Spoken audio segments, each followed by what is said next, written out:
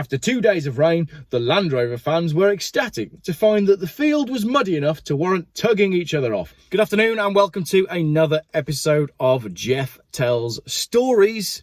This one is actually true.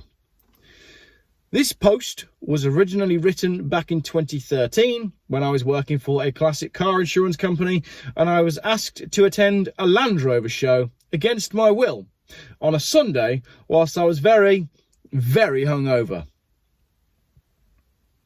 The Eastnor Land Rover show by Geoff Buys Cars. Land Rover lovers from around the country descended on Eastnor this weekend so they could all get stuck in the same field, tug each other off and then drive home.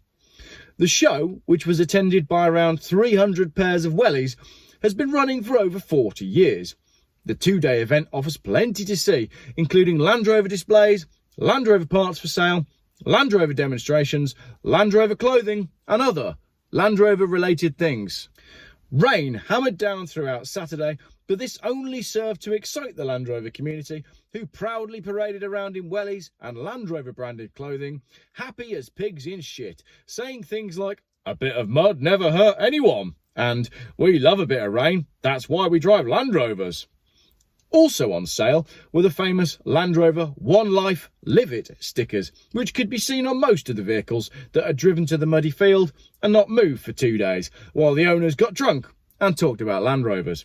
Over 4 people gathered to watch the winching demonstration in the main arena, where Lord Maurice Thwaite of Thistlehampton talked about rope, different ways to use rope, different types of rope, how to tie your rope to your Land Rover, and how to tie your Land Rover to your rope without accidentally killing yourself. On Sunday, the awards ceremony caused quite a stir when the Best in Show was controversially won by a Land Rover.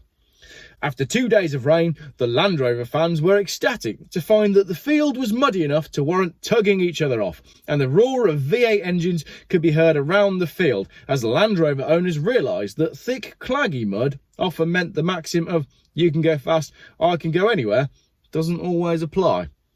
The event that pulled the biggest crowd of the weekend was watching a Range Rover attached to a Defender attempting to pull one of the burger vans out of its muddy patch, which in Land Rover circles is the same as watching a threesome with 2 buff men and a fat girl. All in all, the event was a positive experience, and leaving the show there were smiles all round, particularly from my car as I effortlessly cruised down the perfectly smooth tarmac of the motorway past a convoy of noisy, muddy, slow-moving Land Rovers. That end bit is actually not true. I was asked to drive a Land Rover Defender 110 pickup away from the show. I can't remember why. And I remember driving across the muddy field and the end of the track to get to the road thinking, this is the best thing ever. I can go anywhere. And then for the remaining 98% of my journey, was cursing myself for being in a Land Rover when I was on a perfectly smooth motorway when I could have been in my own car, which had normal tyres and heated seats. So, I don't hate Land Rovers, I just don't really understand it, because most of what I do is on roads. And that's it, I've got nothing more to say about Land Rovers. I was going to go into a rant then saying something about the fact that, you know, people who drive Land Rovers want the end of the world to come so that they can use their Land Rover. And the fact that Land Rover people love that one day of snow we get. You get that one day where owning a Land Rover makes everything worthwhile. Yes, it has snowed, or there is a flood. Now I can get my Land Rover out and I can do Land Rover things.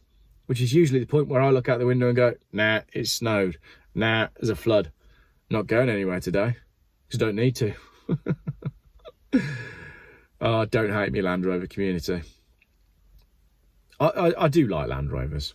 I had a Freelander once, and you're all like, well, it's not a real Freelander. It's not a real Land Rover. It's not a real Land Rover, Geoff. A Freelander doesn't even count. Not even a proper Freelander, not even a proper Land Rover, that. It's a different culture, the Land Rover world is. They're different people. Anyway, that'll do before everybody starts throwing tomatoes at me.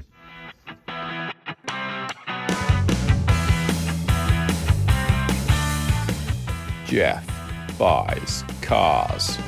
Still YouTube's most boring car channel.